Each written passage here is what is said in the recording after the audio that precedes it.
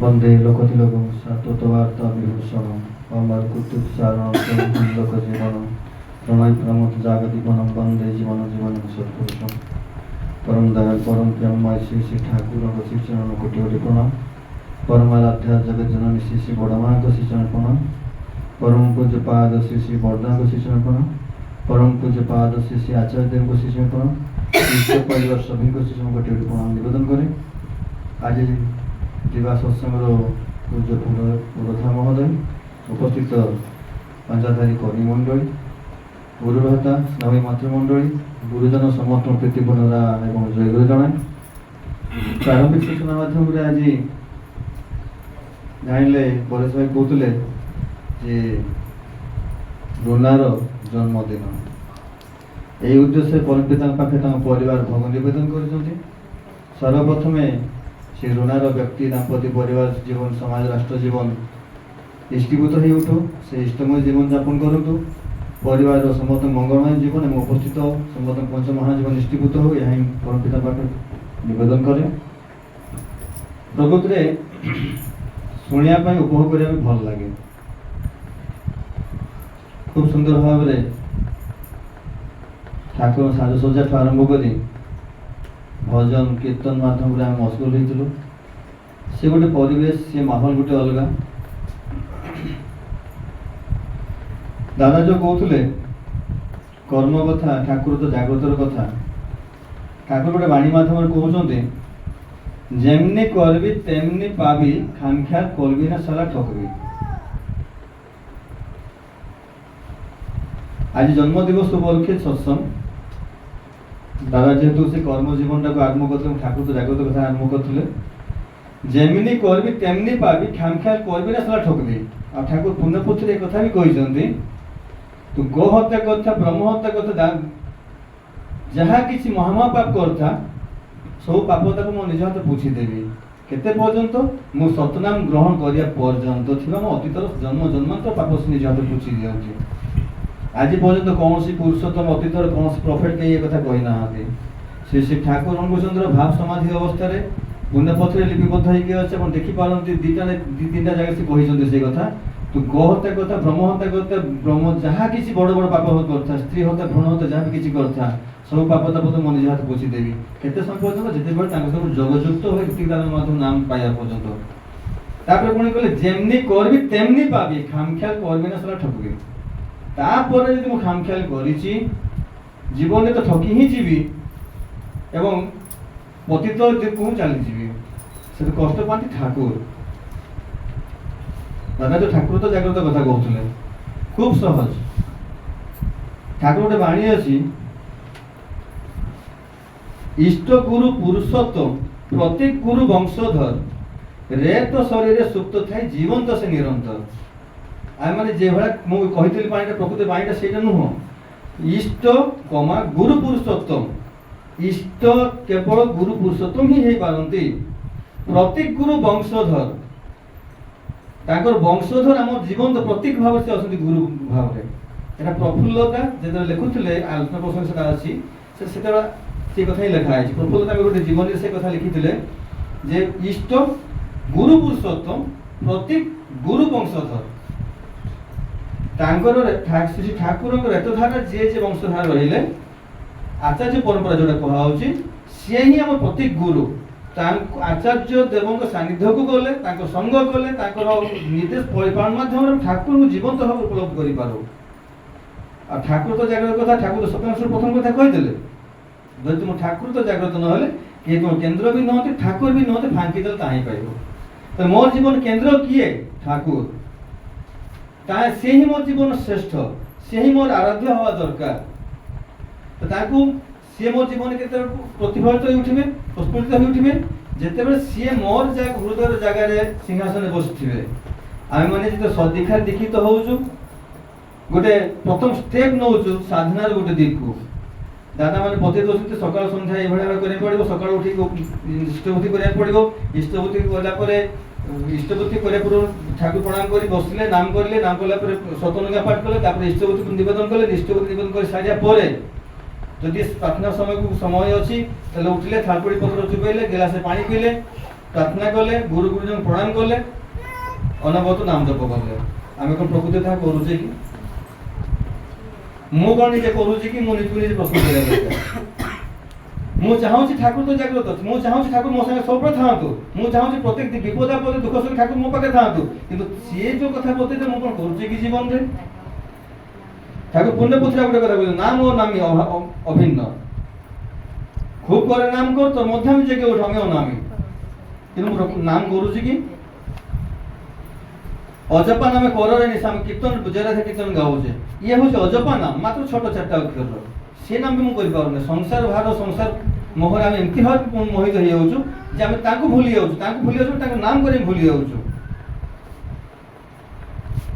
जमती गोटे शिशु संसार को आसा पूर्व आम प्रत्येक ही प्रथम घर हूँ मार गर्भ प्रथम गृह हूँ मार गर्भ एवं सन्तान धरा पृष्ठ को आसबार 20 वर्ष पूर्व से जन्म हो सारी थाए कारण से बापा माँ अतीत 20 वर्ष चालीचलन परिवार परिवेश हाव भाव को नहीं से संसार से मुहूर्त स्वामी स्त्री जिते मिलन हूँ सन्तान से मुहूर्त परिवेश बापा माँ चिंता को नहीं सन्तान स्वामी स्त्री और परिवार परिवेश समतान सन्तान मो बापा माँ ही जानती से सन्तान मोर दीर्घायु हम कि अल्पायु हम से सन्तान मोर रगा हम कि निरगा हम से सन्तान कौ दिक को जीव केवल माँ ही से कथा कहीपर भल भाव में कारण माँ गर्भ में जिते सन्तान थाए जमी साइंस से कथा कहे तृतीय मास पर तार डेभलपमेंट स्टार्ट हुए किंतु से समय आम ठाकुर सिस्टम आम मैंने छोट बेले जानीचे जे मार गर्भ में तृतीय मास इष्टभूति आरंभ हुए ताले से समय सन्तान रिसीव करना स्टार्ट करे मार चालीचलन हाव भाव इत्यादि इत्यादि पड़ा परिवेश जहाँ जहाँ कथा सबू सन्तान ग्रहण करे एवं से भाव में ही सन्तान धरा पृष्ठ को आसे मोर बापा मार कर्म फल सन्तान सन्तान के भूल कर न थाए तेणु केते भाव में आमको इष्टमय होगी चलने जाकि सन्तान लाभ कर निरगा दीर्घायु सन्तान लाभ कर भल मनीषटे सन्तान लाभ कर थे से ठाकुर पाखे जड़े माँ जी नवेदन कर ठाकुर ठाकुर मोर पुओ डाक्टर सी किंतु मो पाखे नहीं एबे से बाहर रोची ठाकुर मो घरे एका वृद्धा बयस बढ़ी गला ठाकुर से समय कह माँ को जे माँ तू कौन चाहिए तू डाक्तर चाहिए कौन भल मनुष्य चाहिए कि तू डाक्तर चाहिए से डाक्तर तो है कर्म क्षेत्र से बाहर को जावाक पड़ो बह कर सन्तान स्त्री को नहीं बाहर अच्छी तो कहले तार कर्म क्षेत्र तो जावाक पड़ो तुम कथा बुझे तुम पाखे किए रही तुम चाहिए डाक्तर तो मनुष्य तो चाहिए जो जज साहेब कथा मुझे जज साहेब तीन पुओ सान पुओ हूँ डकायत दल लीडर गोटे विराट डकायत दल लीडर एवं से जज साहेब प्रत्येक दिन डायरी मेंटेन करती प्रत्येक दिन डायरी लिखती सान पुओर बयस 20-22 वर्ष 25 वर्ष भीतर बयस से तार माने दुर्दांत सी एभलिया से सब पूरा परिवेश असहाय पूरा विरक्त हो गवर्नमेंट पुलिस पछे लगी रही तो सी जज महाशय एवं स्त्री जज महाशय एवं स्त्री ठाकुर पाक आसिक नवेदन कर ठाकुर मोर 3 पुओ 2 पुओ भल सान पुओ कि डकायत दल लीडर है एवं पुलिस खोजुची मुंड जमीन अच्छी कौन कर ठाकुर कहते आपण पुओ बयस के 22 वर्ष कहले जज साहेब आपण तो प्रत्येक दिन डायरी लिखती आप जातु घर को आज तो 22 वर्ष पूर्व जो डायरीटा लिखी से दिन कौन लिखी मत पढ़ी कहे जज साहेब जो घर को जाकि देखते से डायरीटा से दिन गोटे डकायत दल को जज साहेब किसी निर्दोष खलास करते से पैसा नहीं स्त्री को थिएटर बजार बुलिया होटेल खाଇବା इत्यादि इत्यादि सब कर जिनस पत्र किणा आसी घरे शुईचंती शुवा पर उभय स्वामी स्त्री मिलन हो से समय से सन्तान गर्भस्थ हो चिंता थिला डकायतर कथा सन्तान है पुओ डकायत प्रहलाद कथा आप जानते हिरण्यकश्यप गोटे विराट राक्षस होला परे मध्य मां कयाधु जेतेबेले से इष्टक सानिध्य रहिले सेतेबेले प्रहलाद भाई दिव्य संतान जन्म नहीं पारे। तो प्रत्येक जिनस ही आम ऊपर डिपेंड करे, आम ऊपर निर्भर करे। मो कि चलि मो परिवेश कि हम मु केते कि नाम हेबी सेटा मो ऊपर डिपेंड करे, मो परिवार ऊपर डिपेंड करे। सेति छोट विधान ठाकुर बतईदे सकाଳେ संध्या बेले उपयुक्त समय प्रार्थना, सकाळ संध्यार नाम ध्यान, गुरु गुरुजन को प्रणाम इत्यादि इत्यादि कथा। ठाकुर जो पंच विधान देले जजन जाजन इष्टभूति स्वस्तिनी सदाचार। आम मैंने जजन जाजन इष्टभूति रे अटकी जाऊछु, केवल आम इष्टभूति रे अटकुछु ना जजन होउछि ना जाजन होउछि। प्रकृत पक्षे प्रत्येक ही चिंता करियो दरकार। केवल पुरुष भाई माने कले ही होए ना, मां माने केवल चिंता करछन्ति कि मु जजन करिछि केबे, जाजन करिछि केबे, तल मु संतान पाइबि किंतु भलो संतान, मो संतान रोगा हबोनी कोन पाई, अपायु हबोनी कोन पाई, मूर्ख हबोनी कोन पाई, डकायत लीडर हबोनी कोन पाई। काई प्रहलाद भळे संतान के मु चाहिछि कि परम पिता के पाखे मु के निवेदन करछि प्रभु तुमर इच्छा रे मनुष्य दियो, तेरे चाहि नै। दादा जो कथा कहते ठाकुर तो जागृत कथा, ए छोट छोट किछि किछि कथा कले जे जीवन रे ठाकुर तो जागृत होई पारे। ठाकुर तो जागृत मु बुझी केति मु ठाकुर जागृत होइछि जे मो संस्पर्श रे जे भी आसबे से आनंदित हेबे। मो संस्पर्श रे आसे लोग खोजिबे जे दादा आपन से 5 मिनिट कथा ही थांती, मां आपन घर को जे भल लागे।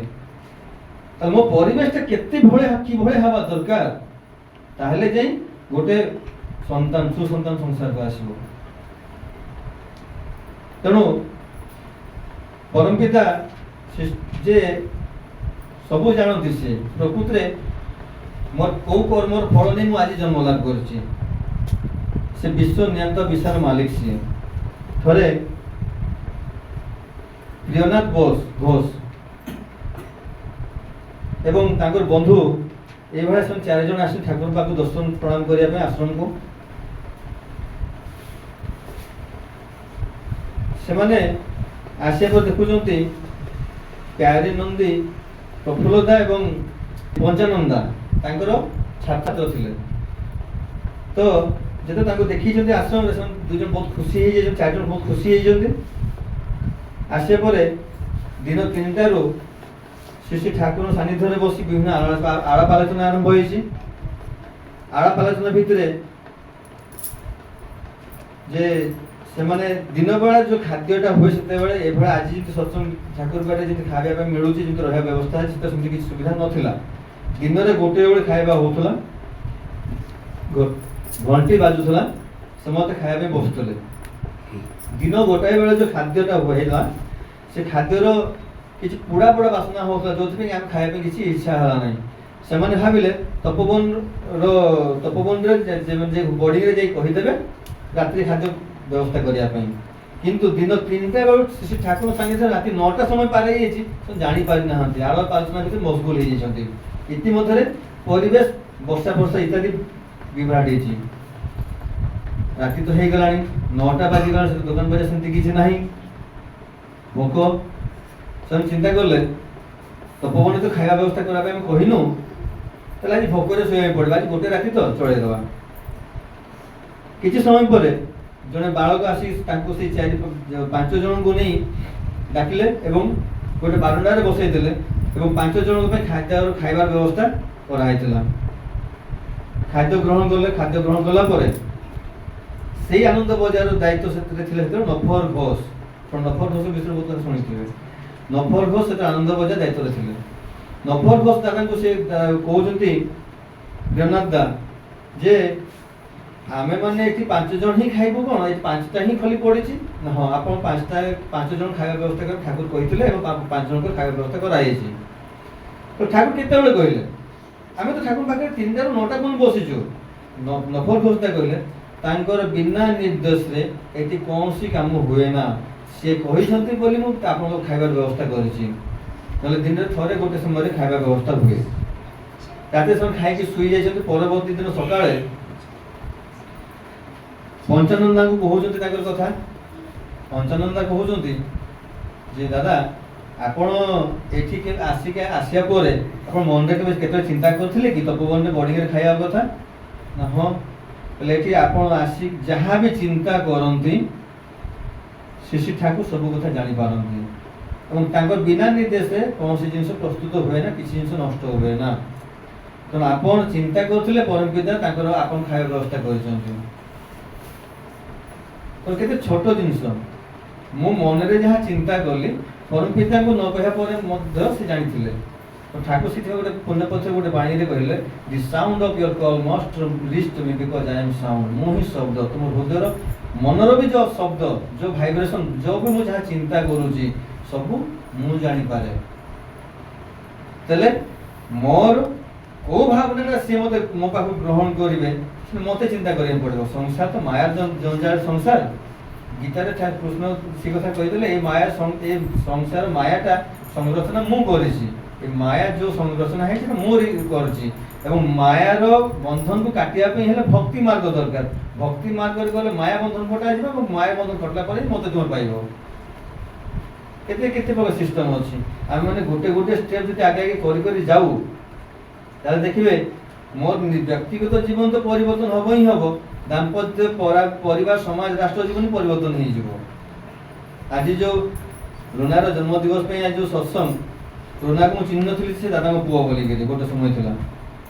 ଯେତେବେଳେ ଦାଦାଙ୍କ ନାତୁଣୀ ତାର ଝିଅର ଦେହ ଖରାପ ଥିଲା ରାୟପୁର ମେଡିକାଲ ଆଡମିଟ୍ ଥାଏ, ସେ ସମୟରେ ଆମର ଆଉ ଜଣେ ଗୁରୁ ଭାଇଙ୍କ ଛୁଆ ବି ମେଡିକାଲ ଆଡମିଟ୍ ଥାଏ।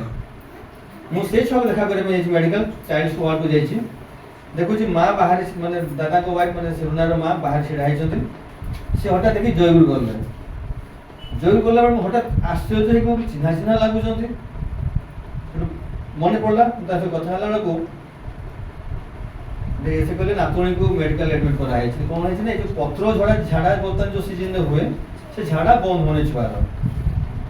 ସେତେବେଳେ ମୁଁ ଜାଣିଲି ଯେ ବେବି ତାଙ୍କ ପୁଅ ବୋହୁ ରୁନାର ୱାଇଫ। କାହିଁକିନା ସେ ଦାଦାଙ୍କର ରୁନାର ୱାଇଫ ଯିଏ ସେ ବହୁତ ଛୋଟଟା ଥିଲା। ବଡ଼ଗଡ଼ର ଥରେ ସତ୍ସଙ୍ଗ ବୋଧେ ବସାତା ତାଙ୍କ ଘର ଛାତ ଉପରେ ସେଥରେ କହିଲା ଭାଇ ମୁଁ ଭଜନ ଗାଇବି। ମୁଁ କହିଲି ଗା, ଛୋଟଟା ଥାଏ খুব সুন্দর সুন্দর ভজন ବି ଗାଇଥିଲା, ଏବେ ବି ସେ ସୁନ୍ଦର ଭଜନ ଗାଉଛି। ତ ସେଇ ଭିତରେ ଯେତେବେଳେ ମେଡିକାଲରେ ଆମେ କଥା ହେଲୁ ହଉ ହଉ ମୁଁ ତାଙ୍କୁ କହିଲି ଏଇ ଟ୍ରିଟମେଣ୍ଟ ନ କରି ହୋମିଓପାଥି ଟ୍ରିଟମେଣ୍ଟ କରନ୍ତୁ, ବହୁତ ଜଲ୍ଦି କାମ କରିବ। ମୁଁ ଯାହା ଅନୁଭବ କରିଥିଲି ମୋ ପୁଅ ବେଳକୁ ତାକୁ ମୁଁ କହିଲି ଡିସଚାର୍ଜ କରି ପଳାଅ ଏବଂ ହୋମିଓପାଥି ଡକ୍ଟରଙ୍କ ଯୋଗାଯୋଗ କରିଦେଇଥିଲି। ସେ ମେଡ଼ିସିନ ନେଇକି ଆସିଥିଲେ ଏବଂ ସେଇ କଥା ମାଧ୍ୟମରେ ସେଇ କଥା ଆଲୋଚନା ମାଧ୍ୟମରେ ଗୋଟେ ସ୍ୱସ୍ତି ବ୍ରତ ଗ୍ରହଣ କରିବା କଥା କହିଥିଲି, ଆଲୋଚନା କରିଥିଲି ସେ ସମୟରେ। ପରବର୍ତ୍ତୀ ସମୟ ଯେତେବେଳେ ଜାମଦାର ଉତ୍ସବ ହୁଏ ମୁଁ ବେବି ମତେ କହିଥିଲା ଭାଇ ମୁଁ ଆଜି ସ୍ୱସ୍ତି ବ୍ରତ ଗ୍ରହଣ କଲି। ମତେ ବହୁତ ଖୁସି ଲାଗିଥିଲା। ଠାକୁର ଯୋଉ ପଞ୍ଚ ବିଧାନ ଦେଲେ ପଞ୍ଚ ଜନ୍ମ ଯୋଗ କଥା ଯଜନ ଯାଜନ ଇଷ୍ଟ ବୋଲି ସ୍ୱସ୍ତିନି ସଦାଚାର, ଯଜନ ଯାଜନ ଇଷ୍ଟ ବୋଲି ସ୍ୱସ୍ତିନି ସଦାଚାର। ସ୍ୱସ୍ତିନି ସଦାଚାର ଗ୍ରହଣ କରିବା ପାଇଁ ମତେ ବହୁତ ଭୟ ଲାଗେ। ଖାଇବା ପିଇବା କଥା ତ ଲାଳସା ତ ଅଛି ନା, କୋଉଠି ଭାଗ ଅଛି କୋଉଠି କଣ ଖାଇବାକୁ ମିଳିବ ନ ମିଳିବ, ଗୋଟେ ଦିନ ନ ଖାଇଲେ ଗୋଟେ ଦିନ ନ ଖାଇଲେ କି ମରିଯିବ ନା। ପରମ ପୂଜ୍ୟବାଦ ଶ୍ରୀ ଶ୍ରୀ ଦାଦା ନାମର କେତେ ପାୱାର ପରୀକ୍ଷା କରିବା ପାଇଁ 7 ଦିନ 7 ରାତି ନିର୍ଜଳ ଭାବରେ ଏକାନ୍ତ ଭାବରେ ବସିକି ନାମ କରୁଥିଲେ ପରୀକ୍ଷା କରିବା ପାଇଁ। ଶ୍ରୀ ଶ୍ରୀ ବରଦାକୁ ହଠାତ୍ କହିଲେ ଆରେ ବାବୁ କାହିଁ ଦେଖାଯାଉନାହିଁ। ସେ ତ ତାଙ୍କ ପାଖକୁ ଯଦି ଖବର ପହଞ୍ଚିଲା ଯେ ଦାଦା ସେ ତ ନାମର ଦକ୍ଷତା ପାୱାର ବିଷୟରେ ଜାଣିବା ପାଇଁ ସେ ନାମ ଏକାନ୍ତ ଭାବରେ ନିର୍ଜଳ ବସିକି ନାମ କରୁଛନ୍ତି। ସେତେବେଳେ ତାଙ୍କୁ ବରଦା ତାଙ୍କୁ ଡକେଇ ପଠେଇଥିଲେ, ଖାଇବା ପାଇଁ ବ୍ୟବସ୍ଥା କରିଥିଲେ। କମ ସେ କମ 7 ଦିନ ପର୍ଯ୍ୟନ୍ତ ଜଣେ ମଣିଷ ନ ଖାଇ ନଥିଲି ବଞ୍ଚି ଯାଇପାରିବ।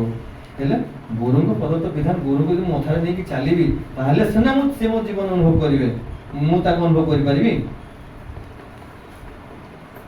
ଆଜି ପରମ ପୂଜ୍ୟପାଦ ଶ୍ରୀ ଶ୍ରୀ ଆଚାର୍ଯ୍ୟ ଦେବଙ୍କ ପୂଜନୀୟ ଅବିନ୍ଦ ଦାଦାଙ୍କ ଯୋଉ ପ୍ରେରଣାରେ ଯୋଉ ଦୀକ୍ଷା ପତ୍ର ସମୀକ୍ଷା କାର୍ଯ୍ୟକ୍ରମ ଡିପି ୱାର୍କସ ଯୋଉ କାର୍ଯ୍ୟକ୍ରମ ଆରମ୍ଭ ହେଇଛି, ଆମେ ମାନେ ବହୁତ ସମୟରେ ଏଠୁ ବହୁତ ଭାଇମାନେ ଆମେ ମାନେ ଆସିଛୁ ଜାମଦାକୁ, ଆପଣମାନଙ୍କୁ ସହଯୋଗ ମଧ୍ୟ ମିଳିଛି। କାହିଁ ଆପଣମାନେ ସେଇ ଜିନିଷଟା କାହିଁ ତ୍ୱରାନ୍ୱିତ କରୁନାହାନ୍ତି। ଦୀକ୍ଷା ପତ୍ର ଦୀପିବାକୁ ମୋ ନିଜ ଜୀବନରେ ମୁଁ ପ୍ରଥମ ଆରମ୍ଭ କରିବି। ପ୍ରଥମେ ଯେତେବେଳେ ଆମେ ଦୀକ୍ଷା ପତ୍ର କାର୍ଯ୍ୟକ୍ରମ ଯାଉଛୁ କେବଳ ଯେ ସେ ଇଷ୍ଟଭୂତି ହିଁ କରୁଛନ୍ତି କି ନାହିଁ କି ଠାକୁର କେମିତି ସହିଛନ୍ତି ସେଇଟା ହିଁ କେବଳ ଦୀକ୍ଷା ପତ୍ର କାର୍ଯ୍ୟକ୍ରମ ନୁହଁ। ଶ୍ରୀ ଶ୍ରୀ ଆଚାର୍ଯ୍ୟଦେବ କହୁଛନ୍ତି ଯେ ଆପଣ ଯୋଉ ପରିବାରକୁ ଯିବେ ସେଠି କହିବେ ଆଚାର୍ଯ୍ୟଦେବ ଆମକୁ ପଠେଇଛନ୍ତି ଆପଣଙ୍କ ଭଲ ମନ୍ଦ କଥା ବୁଝିବା ପାଇଁ, ଦୁଃଖ ସୁଖର ଭାଗିଦାରୀ ହେବା ପାଇଁ। କିନ୍ତୁ ଆମେ ମାନେ କରୁଛେ କଣ, ମୋ ପାଖରେ ସମୟ ନାହିଁ। ଶ୍ରୀ ଆଚାର୍ଯ୍ୟଦେବ ପୁଣି କହୁଛନ୍ତି ମାସରେ ଗୋଟେ ଦିନ ପାଇଁ ହେଲେ ବାହାରନ୍ତୁ, ସପ୍ତାହରେ ଗୋଟେ ଦିନ ପାଇଁ ହେଲେ ବାହାରନ୍ତୁ, ଆପଣ ଯାଆନ୍ତୁ ତ। ଯେତେବେଳେ ଆମେ କାହାକୁ କହୁଛେ ଡିପ୍ଲୋ କରିବା ପାଇଁ ଯିବା, ପ୍ରଥମ କଥା ହେଉଛି ଆମେ କ'ଣ ଲାଭ କ'ଣ ହେବ, କିଏ ହେବ ଯାଇ। କିନ୍ତୁ ଯେତେବେଳେ ଆପଣ ଡାକ୍ତର ପାଖକୁ ଯାଆନ୍ତି ମେଡ଼ିସିନ ଖାଇବା, ଯେତେବେଳେ ମେଡ଼ିସିନଟା ସେ ଲେଖିଦିଏ, ଆପଣ ଡାକ୍ତର ପଚାରନ୍ତି କ'ଣ ହେବ, ଆପଣଙ୍କୁ ମ୍ୟାଲେରିଆ ହେଇଛି, କ୍ଲୋରୋକୁଇନ୍ କି ଲେଖିଦେଲା ମେଡ଼ିସିନ, ଆପଣ ଜାଣିଲେ ମୋର ମ୍ୟାଲେରିଆ ଭଲ ହେଇଗଲା। କିନ୍ତୁ ପରମପିତାଙ୍କ ପ୍ରଦତ୍ତ ବିଧାନ ପାଳନ କଲେ ମୋର ମ୍ୟାଲେରିଆ, କ୍ୟାନ୍ସର, ଡାଇବେଟିସ୍ କେତେ କେତେ ରୋଗ ଭଲ ହେଇଯିବ ସେଟା ମୋତେ ଜଣା ନାହିଁ, କାରଣ ଗୋଟେ ମେଡ଼ିସିନ ସବୁ ଜିନିଷ ଭଲ ହୁଏ। ମୁଁ ଥାଲପଡ଼ି ପତ୍ର ପ୍ରତ୍ୟେକ ସେବନ କରୁଛି ତ। ବର୍ତ୍ତମାନ ଆଚାର୍ଯ୍ୟ ଦେବ ଆପଣ ଲକ୍ଷ୍ୟ କରୁଥିବେ ସେ ସବୁବେଳେ ନାଟମଣ୍ଡପରେ ବସିକି ରହୁଛନ୍ତି ଭକ୍ତଙ୍କ ପରିବେଶରେ। ଶିଶି ଦାଦା ଖଟ ଉପରେ ବସୁଥିଲେ, କିନ୍ତୁ ବର୍ତ୍ତମାନ ଆଚାର୍ଯ୍ୟ ଦେବ ତଳେ ବସୁଛନ୍ତି ଭକ୍ତ ସାନ୍ନିଧ୍ୟରେ। ମଝିରେ ତାଙ୍କ ଦେହ ବହୁତ ଖରାପ ହେଇଥିଲା, ତାଙ୍କ ଆଣ୍ଠୁ ଅଣ୍ଟା ବହୁତ ଦରଜ ହେଇଥିଲା। ତାପରେ ମଧ୍ୟ ତାଙ୍କ ମୁହଁରେ ଆପଣ କେତେବେଳେ ଦେଖିଥିଲେ କି ଯନ୍ତ୍ରଣାର ଛାପ। ତାପରେ ମଧ୍ୟ ଓଡ଼ିଶା, ଆସାମ, ତ୍ରିପୁରା ବୁଲିଛନ୍ତି ଆମମାନଙ୍କ ପାଇଁ, କେବେ ଦେଖିଥିଲେ ଯନ୍ତ୍ରଣା ଛାପ ନା। ଥରେ ସେଇଭଳିଆ ଜଣେ ଦାଦା ଆସିଛନ୍ତି ଆଚାର୍ଯ୍ୟ ପାଖରେ କିଛି ନିବେଦନ କରିବା ପାଇଁ। ସମୟ ସନ୍ଧ୍ୟା 8ଟା ପରେ ହେଇଯାଇଛି। ସେ କିନ୍ତୁ ଆଉ ଆଚାର୍ଯ୍ୟ ପାଖରେ କିଛି ନିବେଦନ କରିପାରିନାହାନ୍ତି, କାରଣ ଆଚାର୍ଯ୍ୟ ନାଟମଣ୍ଡପରୁ ଉଠି ଯାଇଛନ୍ତି। ସେଇ ସମୟରେ ଠାକୁର ବଙ୍ଗଳାରେ ଆପଣ ଦେଖିଥିବେ ବାଣୀ ପାଠ ପ୍ରାୟ କିମ୍ବା ନାମର କିଛି ସମୟ ଥାଏ। ତ ସେଇ କିଛି ମୁହୂର୍ତ୍ତ ଭିତରେ ଡକ୍ଟର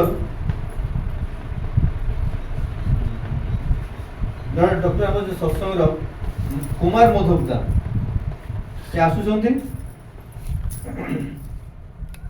ଆସିବା ପରେ ଦେଖୁଛନ୍ତି ନାଟମଣ୍ଡପରେ ଜଣେ ଭାଇ ବସୁଛନ୍ତି, ବିଷଣ୍ଣ ମନ, ଭାରାକ୍ରାନ୍ତ ମନ ନେଇ ଆଚାର୍ଯ୍ୟ ପାଖରେ ସେ ବସିକି ଜାକିକି ବସିଛନ୍ତି। ଦାଦାଙ୍କ ମନକୁ କିଛି ପ୍ରଶ୍ନ ଆସିଲା, ଜିଜ୍ଞାସୁ ହେଲେ, କହିଲେ ଦାଦା ଆପଣ ଏଠି ବସିଛନ୍ତି କ'ଣ ପାଇଁ? ନା ସେ ଦାଦା ଜଣ କହୁଛନ୍ତି ଯେ ଦାଦା ମୋର ମନ ଭାରି ଭାରାକ୍ରାନ୍ତ, ମନଟା ଖୁବ୍ ଦ୍ୱନ୍ଦ୍ୱ ଭିତରେ। ଆସିଥିଲି ଆଚାର୍ଯ୍ୟ ପାଖରେ ନିବେଦନ କରି ତା ସମାଧାନ ନେବା ପାଇଁ, ଆଶୀର୍ବାଦ ନେବା ପାଇଁ, କିନ୍ତୁ ଆଚାର୍ଯ୍ୟଙ୍କ ଦର୍ଶନ ପ୍ରଣାମ ହେଇପାରିଲା ନାହିଁ। ଆଚାର୍ଯ୍ୟ ଉଠି ଯାଇଛନ୍ତି। ତ ସେତେବେଳେ ଡକ୍ଟର କୁମାର ମଧୁବଦା କହୁଛନ୍ତି ଦାଦା ଆପଣ ଯଦି କିଛି ନ ଭାବିବେ ଆପଣଙ୍କର ଅନ୍ତର୍ଗତ ମୋତେ କହିପାରିବେ କି? ସେ ଭାଇ ଜଣକ କହିଛନ୍ତି, କହିଲେ ମୁଁ ମୋର ଅତୀତରେ ମୋର ମାଙ୍କୁ ବହୁତ ଯନ୍ତ୍ରଣା ଦେଇଛି, ଖୁବ୍ ତାଡ଼ନା ଦେଇଛି, ଖୁବ୍ ପୀଡ଼ନ ଦେଇଛି, କିନ୍ତୁ ଆଜି ସଂସାରରେ ମୋର ମା ନାହିଁ। ମାଙ୍କ ଚାଲିଯିବା ପରେ ଯେତେବେଳେ ମୁଁ ଠାକୁରଙ୍କ ଦୀକ୍ଷା ମାଧ୍ୟମରେ ସାନ୍ନିଧ୍ୟ ଲାଭ କରେ, ସେତେବେଳେ ମାଙ୍କ ମହତ୍ତ୍ୱ ବୁଝିପାରୁଛି ଏବେ, ଏବଂ ସେଇ ଅନୁତାପର ଜଳାରେ ମୁଁ ଯାଇ ଜଳୁଛି ଜର୍ଜରିତ, ଏବଂ ସେଇ ଅନୁତାପ କରିବା ପାଇଁ ଶ୍ରୀ ଆଚାର୍ଯ୍ୟ ପାଖରେ କ୍ଷମା ପ୍ରାର୍ଥନା କରିବା ପାଇଁ ଆସିଥିଲି। କିନ୍ତୁ ଆଚାର୍ଯ୍ୟ ଦେବ ନାଟମଣ୍ଡପରୁ ଉଠି ଯାଇଛି, ତାଙ୍କ ଦର୍ଶନ ପ୍ରଣାମ ତ ହେଇପାରିଲା ନାହିଁ।